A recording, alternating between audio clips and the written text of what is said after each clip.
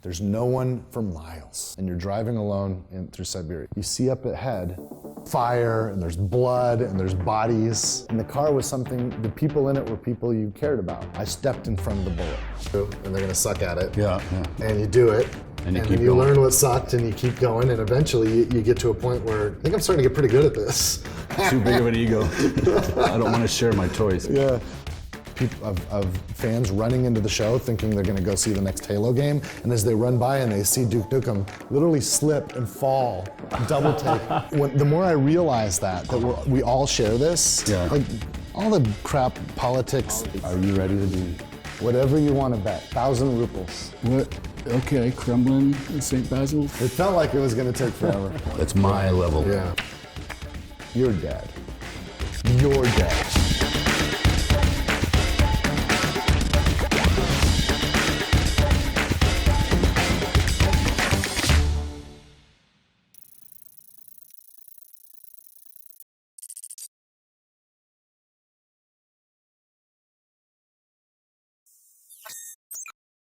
Hello, my name is Nick. I'm editor of Habr.com, and today we are welcoming Randy Pitchford, the CEO of Gearbox Software. Hello, Randy. Hi.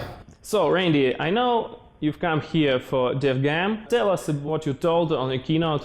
I talked about a few things. I thought that, with this audience of Russian game developers, many of which are independent developers just like Gearbox, that the best thing I could do would be to share some lessons that I've learned along the way and some of the experience that I've had that helped Gearbox get to where it is that might be of some use to the people in the audience. So I talked a bit about the history of Gearbox, some of my philosophies about entertainment and the relationship that we should have with our audience as entertainers, and talked about our values and our mission and how those have been used by my company and myself as kind of our North Star so that we can always keep clear what our direction is and what our goals are. And it served us. It served us. We've been doing it for 20 years. Gearbox has been around for 20 years. So that's quite an achievement for a game development studio. Oh, great. I'm a little surprised because I read that you will be talking about Borderlands 3, but you said you were talking about game development for young developers, and it's quite surprising for me. Yeah, I mentioned Borderlands 3, of course. I even showed our announced trailer. Tell me, please, did you make Borderlands out of nowhere? Did you invent it all itself, all its world? Well, it's a team effort. The premise that began the project was an idea that probably percolated not merely at Gearbox, but around myself and people that arrived at Gearbox for many years, and it was the idea that fun of a first-person shooter, right, is moment to moment. It's in the second that you're playing where it's just fun to move, and to dodge, and to aim, and to hit the target and see the feedback on the target, and that's just a fun moment-to-moment experience. So any given second, it's just a joy to play a first-person shooter. But there's a completely different kind of game, the kind of game I used to love before Wolfenstein 3D changed everything for me. I used to love role-playing games. And in a role-playing game, the fun is never in the moment-to-moment. The fun is in the long range, right? The fun is in leveling up and getting experience and finding gear. When you think about, for example, a game like Diablo. Have you played Diablo? Yeah, of course. I love Diablo. And to me, Diablo is sort of a graphical version of a game I used to love before it called Hack and NetHack. I don't know if you ever, these were games that were literally text characters representing the heroes and the monsters in a dungeon. And like the plus sign was a door, right? And when you'd open the door, it became an equal sign or something. It's like a next generation of text adventures. Exactly. Yeah? But if you think about Diablo, the skill to play the game, right? You're moving a cursor around and you're clicking on icons, right? So the skill to play the game is the exact same skill that you use to launch the application, right? It's just moving a cursor around and clicking on an icon. It's the fun of playing Diablo is not about the fundamental skill in the movement. It's about wanting that next bit of loot. It's about wanting to become more powerful. It's about wanting to explore and discover the world. And here's what occurred to me. The fun of a first-person shooter, the moment-to-moment aiming and dodging and shooting and feedback, that fun is not mutually exclusive with the fun of a role-playing game, which is long-term. So you can blend short-term fun with long-term fun and put it actually together. And that was the beginning of Borderlands. And I think all games that I've ever worked on, concept, the idea tends to have a sum of story, style, and design. And usually it starts on one point. Sometimes the first part of an idea is a story idea. Like when we did Brothers in Arms. What if we could be soldiers in World War II fighting alongside other soldiers? That started as a story premise, and design and style followed. Sometimes a game could start with style. There was a game, I don't know if you played it, a game called Mirror's Edge. Whoa. Did you play Mirror's Edge? I'm a huge fan of first part. I don't like Catalyst sucks. Okay. But original Mirror's Edge is so great. I don't know, but I think that game may have started from a style point of view. Like the rendering of it and the art direction led that game, and design followed, and story followed, I think. I didn't work on the project, but it seems to me that might be the case. But the point is that an idea can start on one point and then the others can follow. With Borderlands, it absolutely started from a design point of view, and the design principle was a first-person shooter blended with a role-playing game. What a Borderland actually is, it's this weird, uncomfortable place between two things. Like if you have a road, and next to the road is the grass, and there's this point where the road is cracking, and there's like bits of asphalt, and there's bits of grass growing between it, and that part in the middle, it's not the road anymore. It's the broken road, but it's also not the grass anymore, but it has both of those things in it, and it's some other thing, and that's the Borderlands. It's a lot of fun. We definitely have created Borderlands 3 in a way that doesn't depend upon you knowing what happened before. If you are a fan of the Borderlands series, yes, there's a lot for you. But if you've never played a Borderlands game before, we're taking care of you. We are letting people who've never played Borderlands before enter Borderlands 3 as if it's their first Borderlands experience, and they should be able to catch up and feel good and experience the new story. But if you've played a Borderlands game before, I think the characters and the universe will have things going on that have deeper meaning for you. If you haven't played Borderlands 2, I recommend it. It's a lot of fun. One of my litmus tests is actually my wife, who's a gamer. But she doesn't always like the games that I work on. And it's a team effort, and we're all working together, and there's a huge number of really awesome, talented people that I feel privileged and humbled to get to work with every day, and we all work on the games together and make things as a team. But sometimes that process, what comes out on the other end, not everyone likes. Some people like this game, some people like that game. And I really felt like we had something when my wife, she loves Borderlands. She's played Borderlands 2 beginning to end probably 6 or 7 times. She just recently, just within the last 2 weeks, she went back and started playing Borderlands 1 again, all the way through. She's played that a few times. She's a fan. Yeah, and how crazy when your wife is actually appreciative of things you've worked on with the team, and it's not always the case, I'll tell you. It's not always the case.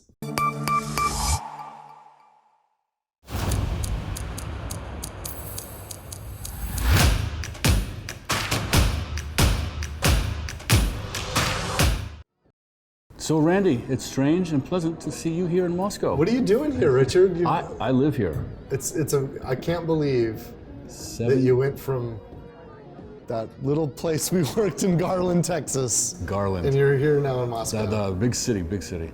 So yes, it is nice to have you and Christy and Randy Jr. here. I love it. While you're here, I'd like to ask you a few questions, if that's okay. Of course. I am interested in knowing how I've been out of the game industry for over 10 years now, and you, big CEO of big Gearbox, wondering, while I've been in semi-retirement, I've been playing with Unreal and Unity, and over the 10 years, the tools that are out there now for making games have progressed quite significantly. Yeah. Where just almost anybody off the street can make games. Anybody off the street does make games. Yes. All the indie games.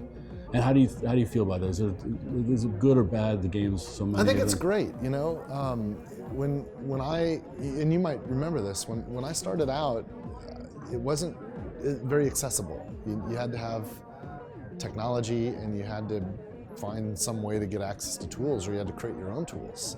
And today, I think anyone can get access to some computing. Like, everyone has a phone. Yeah, everybody. You know, yeah. everybody's got a phone. And the internet. And access to the internet. Yeah. And that means you have access to everything. Yeah. And we now live in an age where all the information's out there, and you can, if you can find it, you can put it to work for you, and you can teach yourself. Yeah. And that's created more game developers than the world's ever seen before. Yeah. And game development's really about interactivity, and that's really useful. Yeah, I would agree. There's more games, and of course, there's going to be more bad ones, but there's going to be more good ones too. Hey, you can't get good at something until you do it a lot. Yeah. And almost everybody starts something that they're going to do, and they're going to suck at it. Yeah.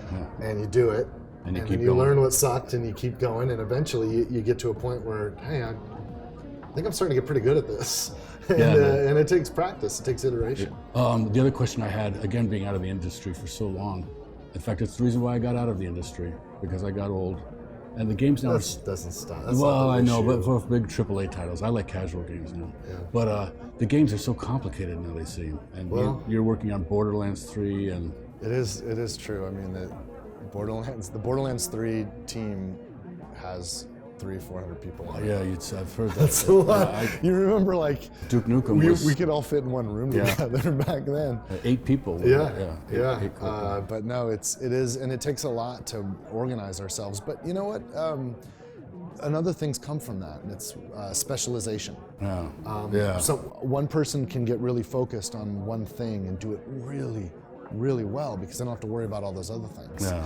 And the key is about trusting that everyone else has their lane, you know, so that we can all kind of charge ahead, and it'll all come together. It's pretty cool. There's things about that I like. Yeah, it does sound interesting. When you say specialization. Yeah. Because my first feeling was, I wanted to have control over the entire level. It's my level. Yeah. I don't care if it's in your game, it's my level. Yeah. And having to share that at first was uncomfortable. But then, like you said, by the time I left, you had somebody doing the lighting. Yeah. You had artists now doing half the level with models instead of normal geometry. Yeah. And Yeah. Yeah. The whole job of level design is different than when you and I Yeah, started sure. out doing it. It's there are still level designers though, and some of them actually do some geometry. But but they're getting a lot of pieces that other artists are building And put them together. It's more about gameplay engineering, Yeah. you know, and game space engineering. But now we bifurcated into, like, world building is like there's level design and there's environment art. Right. Okay. And then now there's even more bifurcation. So level design is like scripting. Right. And building, Right. And environment art is, you know, set pieces, Yeah. props. Yeah, It's- back scenes. And it just keeps bifurcating out into specializations. Yeah, I still think I would be unhappy. But that's just because you're an unhappy guy, Yeah, Richard. and I've got too big of an ego. I don't want to share my toys. Yeah. Let's stay on Borderlands, but move to more kind of conflict questions. I know you will release Borderlands 3 on Epic Store, and only half year after that it will be released on Steam. Tell me why did you decide to do that? Because as far as I know, you can get much more sales on Steam than Epic Store. What were the reasons for you to make it exclusive for half a year? Well, I hate to disappoint you, but it wasn't my decision. Whoa. So with Borderlands, You're a CEO. Yes, but with Borderlands, the game is published by a company called 2K Games, which has the publishing rights to the game. And 2K Games is a label for Take-Two Interactive. And my company, Gearbox Software, we own Borderlands and we created the game, but we did a license for a publishing agreement with 2K, and 2K decides where the game is published, and they've decided what platforms. And they decided to do that exclusive deal with Epic. And I'm pretty sure, last time I checked, Take-Two is a publicly traded company, and we're artists, we're creatives, they're a business. They like making money. I'm pretty sure they made the decision believing that was the best way to make money. And also, I think they believe they're serving their customers. I think that a business like 2K can't succeed unless it cares for the interests of its customers. And so there's a whole lot of things around that I suspect they're factoring in to make the decision. Now, for my part, I'm not sad about the decision they made. I remember when the Steam platform launched, and there was a lot of people that were very resistant to it, and they didn't like it. I remember that feeling when I bought Half-Life 2, and I couldn't play it unless I installed Steam and had to go online. And change is difficult. The reality is inertia is real. So you created Borderlands, you were free to do whatever you want, but in the beginning of Gearbox, you made two Half-Life games, Opposing Force and Blue Shift, and there you were kind of restricted in what you're doing. You have a setting, you have a plot. I even think kind of close to being ready, and you have all the heroes of the game were ready. So, but you managed to do something great, and you've done it 2 times. You made Opposing Force, you made Blue Shift. That was kind of similar, but people liked it and bought it. So, how did you manage to do it in such conditions? Yeah, such closed up. It was so fun. The Half-Life game and story and art and content, it's so wonderful. It was such a joy and privilege to work with that stuff. When we started the project, I went up to Valve and I pitched the idea of, hey, what if we played for Opposing Force, what if we played from the soldier's point of view? Instead of from Gordon and the scientist's point of view, what would that look like from the guys that went in and were there to silence everything and to clean it all up? And they liked the premise, and they sent me down to Sierra Online, who at that point owned the rights to Half-Life, and I had to pitch them, and they liked it, and so we did a deal.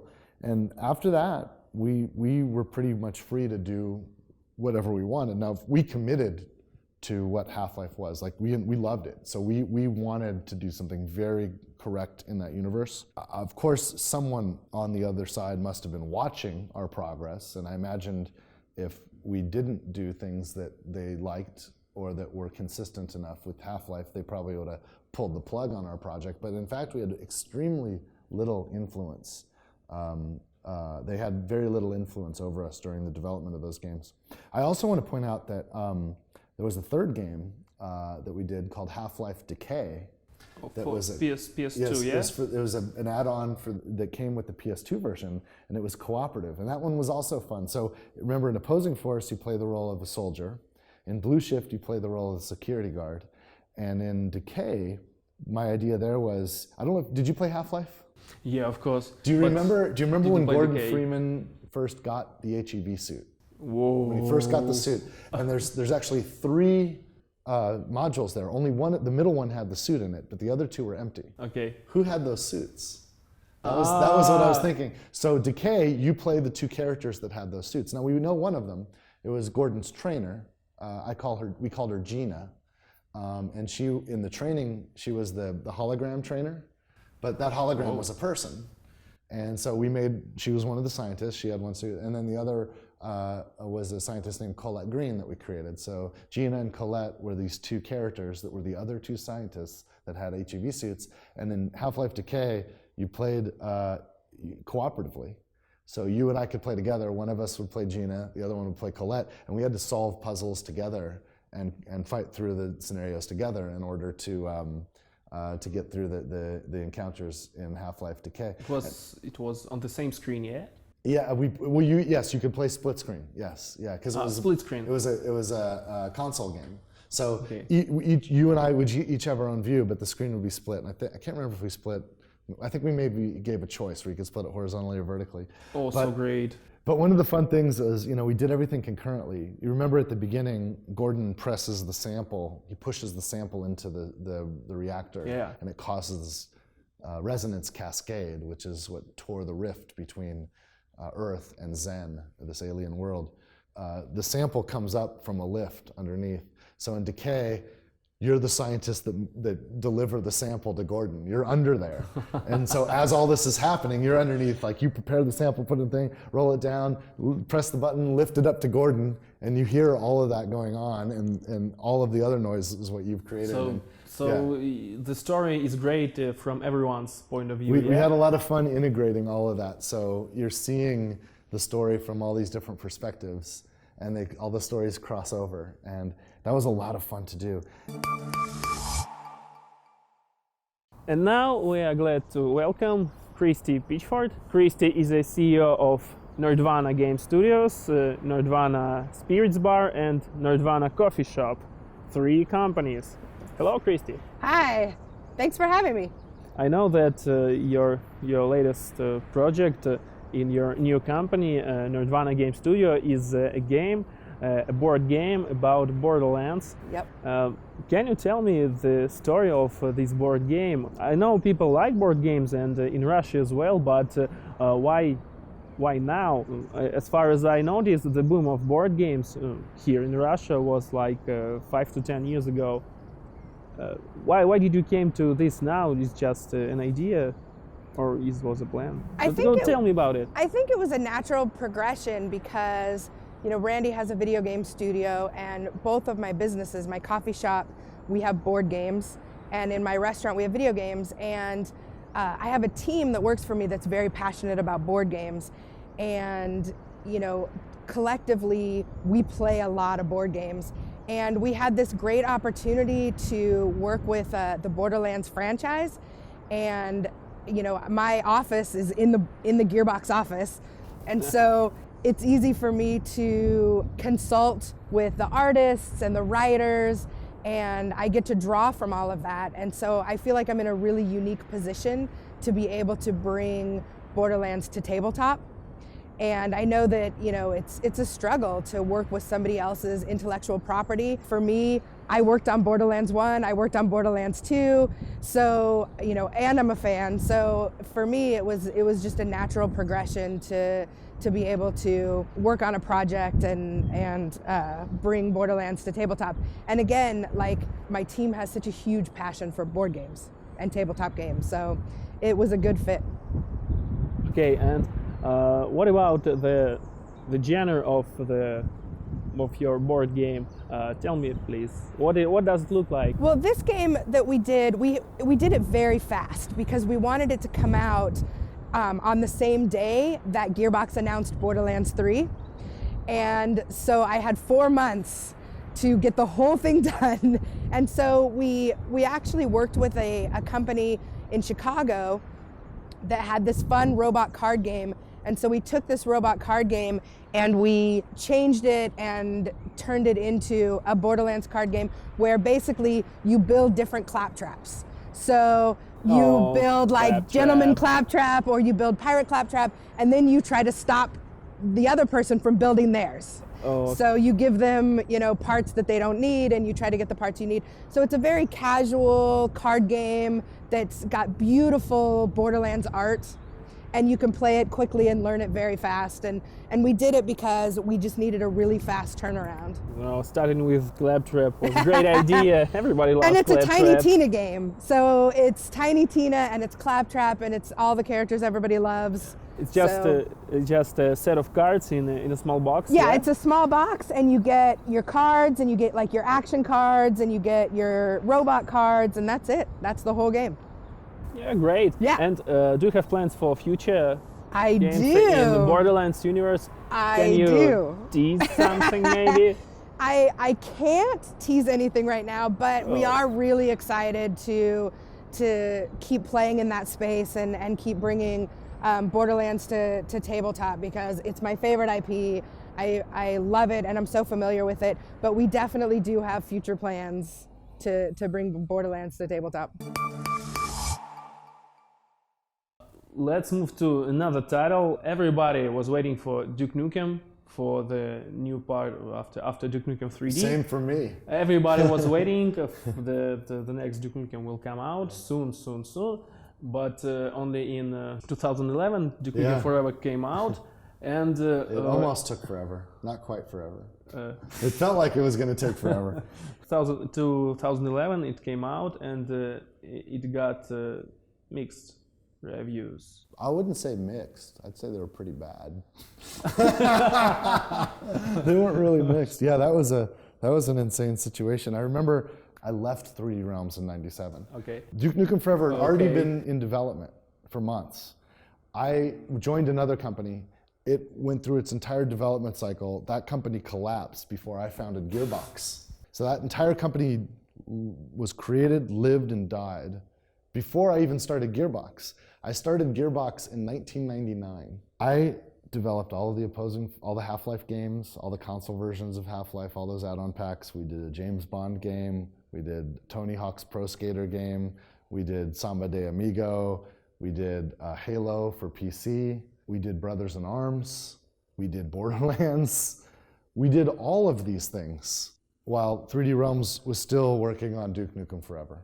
Like the entire the creation and the existence of Gearbox through all of those eras, even after Borderlands shipped, 3D Realms was still working on Duke Nukem Forever.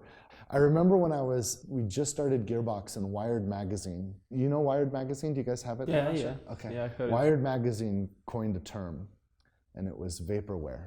Have you heard this term, vaporware? No. So in English, vapor is like mist. Okay. It's like not really there. It's like a ghost. And ware is like software. So Oh, okay. they said vaporware. This is a promise about software that's just mist. It's just a ghost. It's not real. And somebody wrote an article about Duke Nukem Forever, and they called Duke Nukem Forever vaporware. And this was the beginning. great. Now, if you look at this term today, vaporware it's probably in dictionaries now, because this term is in English. This term is solid. And the next year, Wired Magazine created an article.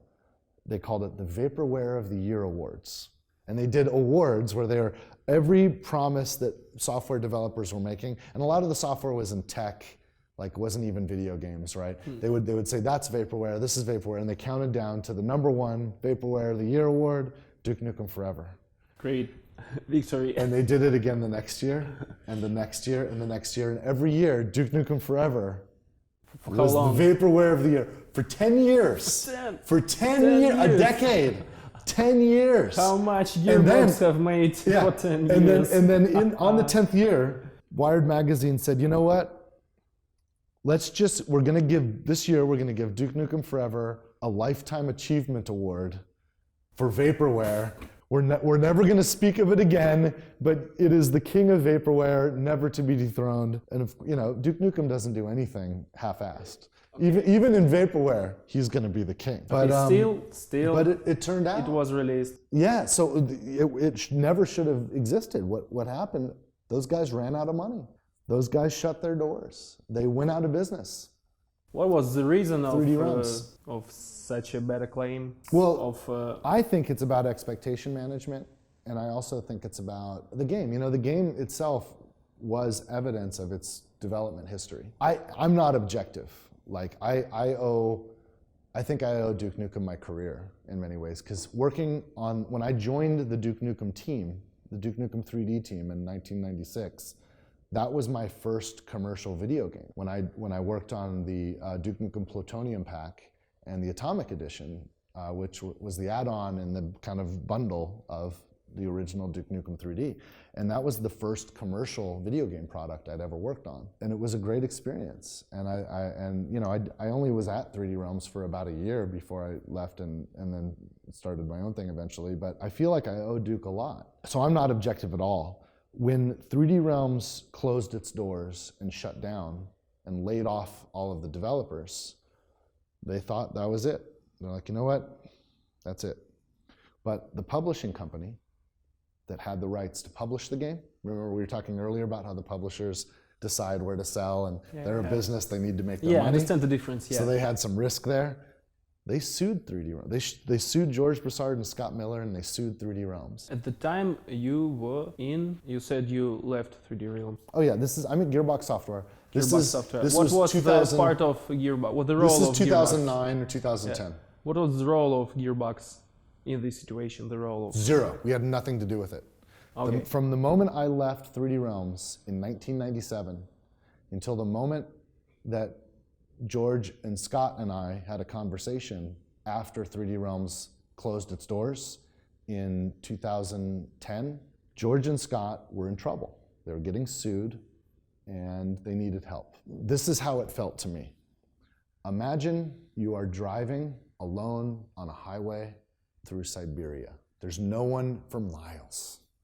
And you're driving alone through Siberia. And as you're driving, you see up ahead, some other car has crashed. There's a wreck. And there's fire, and there's blood, and there's bodies. Whoa. What do you do? Right in Siberia when... What do you there do? is no... Do you stop? Of course. Whoa. Or do you just keep driving? People, they need help. Right, okay.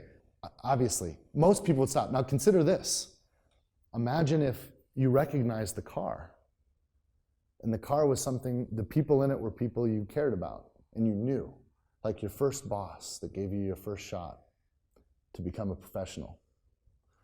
And imagine that you weren't in a car, but you're actually you're a bunch of cars. You're in an ambulance, and you have a tractor truck that can tow cars, and you've got mechanics, right?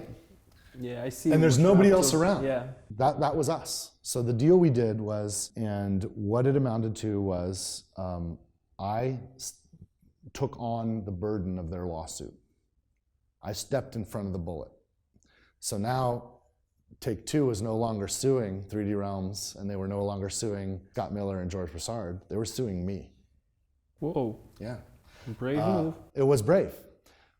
I trusted two things. One, my strength with this particular company, Take-Two. Remember, they also published Borderlands, and Borderlands was a massive hit. So I trusted that the fact that I had a massive hit with these guys, they would back off. I also know that they wanted the game.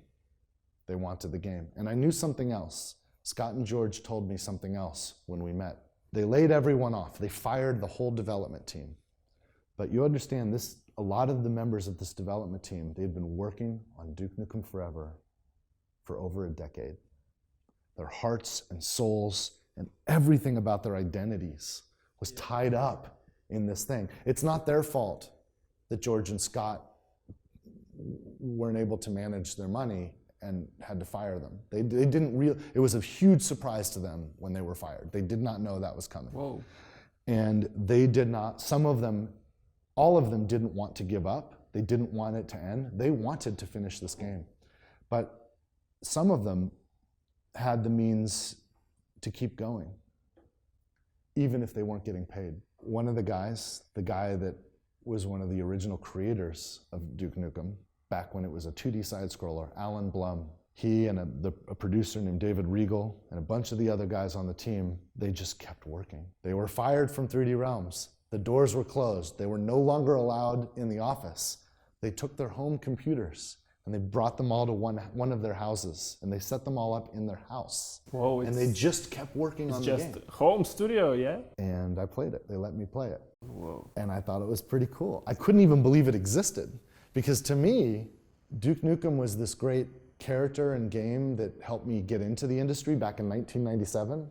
But I'm looking at this stuff in 2010, and the whole game is there. I never expected any of it. My expectations, because I know something about how hard it is to make video games, and because I know something about how difficult a team of that size would have it to compete in today's market, my expectation was that this was going to be a complete disaster. But when I played it, there was some really fun stuff there. It was really cool. And it was Duke Nukem. And I couldn't believe that I was even playing the thing. So my expectations were down here, and the game was around here. And to me, it was like, oh, wow. It's a miracle that it's a miracle that it existed. That it exists. Now, I think something happened when we went to the Penny Arcade Expo. Nobody knew, everybody thought Duke Nukem was dead, because the story was, the studio shut down. And it was legendary at this point. People had been talking about Duke Nukem Forever for over a decade. And we brought the game to the Penny Arcade Expo, had a big booth, had a black cloth over the booth so nobody could even see it until the doors opened. the cloth was pulled away and people entered. And there's video on the internet of fans running into the show thinking they're going to go see the next Halo game, and as they run by and they see Duke Nukem literally slip and fall, double take to run back and try to get in line. And that was a blast. within 15 minutes, the line to see it was 8 hours long.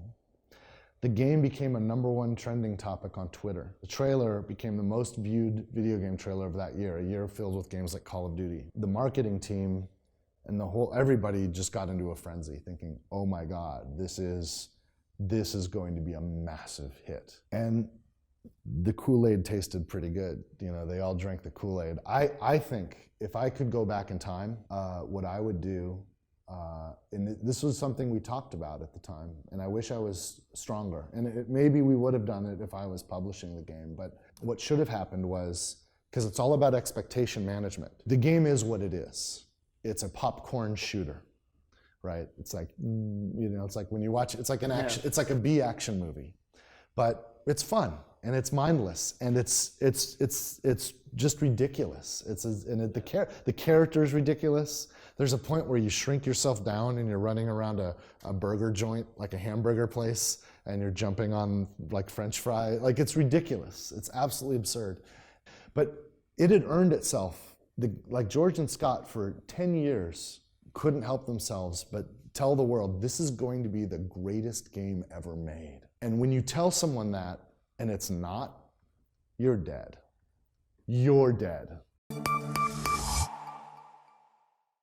Gaming is great, but let's get back to the early times when you just met Randy. I know you're also studying for a lawyer, yeah? I was not. So, yeah, you were not going to be a lawyer. No. Oh, and where did you study? I went to college, so I met Randy when I was still in high school. Wow. And he was just out of high school, and we got a job. I got a job at this ice cream parlor on the beach, and he was already working there. And so we met and we became friends, and then we just started dating. And then he went down to Los Angeles to go to school, and I went to Santa Barbara, which is maybe 90 minutes away. It's not very far. And we stayed together. We just went to different schools, and then when he got hired at 3D Realms, we were both still in school. You know, this was in 1996, where there really wasn't a lot of opportunity in video games. And so when he got this job offer, we decided, okay, this is an amazing opportunity. Let's drop out of college and move to Texas. Wow, great, great. We did, and now here we are, more than 20 years later, and everything's great. Yeah, smooth sailing. Yeah, I read you played a big role in Randy's decision of moving from a juridical profession to making games. Was there a moment when you both when he decided to really move away from this education? I don't think either one of us has the personality to need to take the safe road or the safe path. We're both risk takers, and it was a big risk for us. It was a big risk to drop out of school. It was a big risk to move so many states away with the unknown of this job. But we're both adventurers, and I think it was exciting, and he wasn't going to be happy as a lawyer. It wasn't going to fit his personality.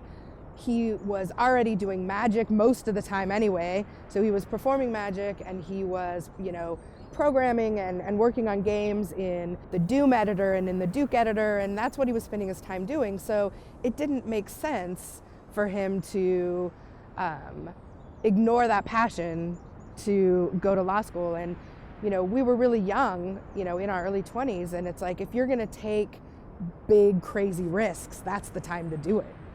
Because you don't have children and you don't have, as many responsibilities, so you can take those greater risks.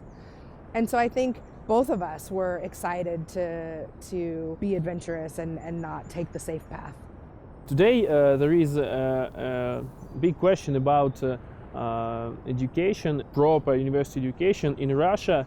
For example, some sites with jobs even exclude education from the profiles. People do not need to mention their education; they just need to mention their skills. Do you think that this thing is going to the past? That people do not need this thing as proper university education, and they just need to search for themselves for some time to find themselves? I don't know. I mean, so I went back to college. I graduated 5 years ago, and with a degree in psychology. So I went back. 14 years later, I went back. I loved it. I loved taking the classes. I loved the education, but it didn't get me to where I am. It didn't, but it certainly kept me focused, and it was, an incredible experience. I think there's no right path. I think everybody has to choose their own path. I think for some people, if they don't really know what they want to focus on, college is great for that, because you can take all these different classes and see what you like and see what fits with you. But if you already kind of know the direction and you don't need that formal education, experience is a huge benefit. Especially in the arts or entertainment or anything, getting out there and putting your portfolio together and doing all of those things, I think can be, a lot of times more beneficial than a formal education. But I don't think there's any one path. But I loved college when I went back. I didn't love it when I went the first time. I was too young, and I didn't pay attention, and I didn't know what I was doing. But when I went back, I loved it. So I don't know. Get back to college after you made a career somewhere else. Is it useful in your life? It is, because I got a degree in psychology, and I think psychology is just useful with every interaction you have, because you can understand better where people are coming from. So I find it to be really helpful. I have about 48 employees, and I find it incredibly helpful because they're everything from dishwasher to my general manager and everything in between, and every age. And I think that it's incredibly beneficial to have that psychology experience and degree when interacting with my staff and customers, really. So for me, I think it was great. If I would have gone back and got a degree in history or something like that, maybe not as useful. But I think because of what I did, it's helpful in every capacity. Randy, yesterday I met a girl in a bar, and I had a set of cards with me, and I tried to show her something great, like a magician, but I failed because I'm kind of clumsy, Do you do magic? I tried a little bit magic, but the cards came on the floor. The floor was sticky. It was but she was laughing, and I think I have second chance. Okay. So can you teach me some kind of some trick that is impressive and not too hard? Yes. Yes. Yeah, I have cards with. I can. Oh, you have a deck of cards. Yeah. I knew you will be agree. So I'll use your deck then. That's fine. Yeah, I can make do. Do you have a favorite card? 10 clubs. 10 of clubs. Yeah. I wasn't gonna. I was close. I was really close. I thought you were gonna say the 10 of spades, but we can try the 10 of clubs. So I've got the 10 of spades out. All right. Whoa. So this is the 10 of spades. Yep. 10 of spades. Yep. So can you hold your hand like this, but with a loose thumb? Because I'm gonna put the card between your thumb and your fingers. You have the 10 of spades. Yep. You can look if you don't trust me. He doesn't trust me. 10 of spades. 10 of spades. And I have the 10 of clubs. Okay. I'm going to switch my card for yours. Hold it loose enough because I'm not that good at it. But I'm going to switch my card for yours really fast. Don't look. If I have the 10 of spades. Yeah, you switched it. What do you have? If I have the 10 of spades, what do you have? 10 of clubs. If I give that back to you, now what do you have? 10 of clubs and 10 of spades. Are you ready to be amazed? Yes. Do you want to show the camera first or do you want to look? It's 10 of clubs and 10 of spades. Really? Whoa, damn! I think I have them. It's not in my pocket. No, I've got it's it. behind my I've ear. got them right here. I got them right here. So that's Whoa. that's something that anyone could do. But let's try this. Do you know how to shuffle the cards? Yep. Do you really want me to teach you a trick? Because I can teach you one. Teach me one. Yeah. I'm not. I'll show you the trick, and then I'll teach you when we turn the cameras off. Oh yeah. I've made a promise to never reveal the secrets. Oh, sorry. Do you feel good about this? Actually, I'm going to want to touch it. Cut about half the cards from there to there. Oh, just about. Yeah, about half. Wherever you want. Yeah. That's good. Okay. All right, and I'm going to mark the spot so we don't forget where you cut. Okay. Now here's the situation. You just saw me do a card trick that used sleight of hand. You know I am a magician. You know I can manipulate cards. But if you shuffle and if you cut, you know that I could not manipulate the situation. This is completely fair, and you've made you're free to shuffle them however you wanted. It's fair. Okay. You're a magician. This is really fair. important. So I'm going to show you the card you cut to. I want you to look at it. Don't forget it. Okay. I'm not going to look. I'll look away. Hold on. Do I have them? Okay. You ready? Do you have it? Yep. Okay. Can we show it to them? I'm sorry. You're going to have to find it in there. I don't even know. Oh. You can find it and show them. You can find it, and yep. One moment. Oh, sorry. You do. It doesn't matter actually. Do you have it? It doesn't matter. I can't find I'll tell you what. Let me help you find it. Because I'm going to do. I'll do the method there, and it doesn't matter. They'll understand what it is in a second. I'm going to turn the cards face up one at a time. You need to look at the cards. I'm going to look at you. You have to look at the cards. I'm going to look at you. You look at the cards. I'm going to look at you. If you see the card, your job is to not let me know that you've seen the card, because I'm going to look at you. And I'm going to try to figure out what card you picked by studying your reaction. Whoa. Okay, so you look at the cards, poker face. Yep. You know poker face? Poker face. Okay, Yes. You look at the cards. You ready? I'm looking at you. Okay? Poker face. When you see a card, do not react.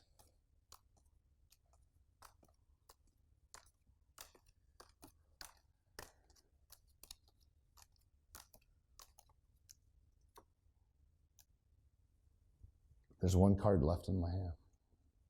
Yep. I'll bet you whatever you want to bet, 1,000 rubles, that the next card I turn over is the card that you looked at. Would you take that bet? Yeah. You would? Yeah. Guess what? That's the card. Damn. Turn it over. This is really the card. It's 2 clubs. 2 spades. Spades. Oh, sorry. Spades. So while we got you here, I wanted to ask you also, because my experiences, what happened to me, I had an image of Russia that was a lot different than what real Russia is. I came here a little frightened about what to expect because of, not propaganda, it's a lack of information we have in the Western world. But me included, and everyone I know who's come here, which has to be at least 30 or 40 people, leaves saying, Russia is such a nice place, the people are wonderful, the city's fantastic. What are your feelings as you're about to leave? I'll tell you, I love it. It's a great city. But here's the thing, the more I travel the world, the more I discover everybody's the same everywhere. Yes. And we all want to be loved. Yeah. And we all just want to have fun. We all just want joy and happiness, Yeah. which the more I realize that we all share this, Yeah. like all the crap politics, Politicians. that doesn't matter. Yeah, no, it's What matters true. is people, and we all want the same things. Which makes sense. We all want to have a good time, and we all want to be loved. A roof, some food. Yeah, we want to be safe, we want to be family. comfortable, Yeah. and we want to enjoy ourselves. And it makes me grateful, actually, that somehow I stumbled into being able to create entertainment as a job. Yeah. Right? Because entertainment's about creating fun. It's Yeah. about creating joy and happiness. Connecting the world here. Yeah. And I'll tell you, I saw that better than anywhere when I was at the DevGam conference. That was And fantastic. to feel all these young developers and the independent guys that are just starting out, I'm like, that was me. Yeah. And it doesn't matter that we speak a different language. Yeah, that like they're- you are me. Yeah, that's like I am exactly- you in 20 years, and you were me 20 years ago. Yeah. And it was beautiful. Yeah, It's it just really such a is. beautiful It- experience, and I can't wait till I have an opportunity to come back. Yeah, yeah. Well, they'll definitely have you back here. Man, it's so cool to be hanging out with you. I still can't. And I can't believe you're here in Moscow. Yeah, I'm having. No, I believe I'm here. No, I don't believe I'm here in Moscow. I still walk around and think, what? Okay, Kremlin, St. Basil's. It's real. I'm It's real. here. And this is my first time here, and it's lovely. And thank you so much for showing me around. Everybody and who and comes in. hanging out. And I'm gonna come back. Yeah, I gotta yeah, come do back it. And spend some time. Let's do this again too. Yeah, if they'll have us. All right, man. All right. It was awesome. I'll Yeah. catch you around. All right. Cheers. Thanks, Randy. We had a nice conversation with you and Christy. We got to know many new things about Gearbox and all the stuff. So I hope you had a great time watching it, and we'll be back with some other great people. Bye.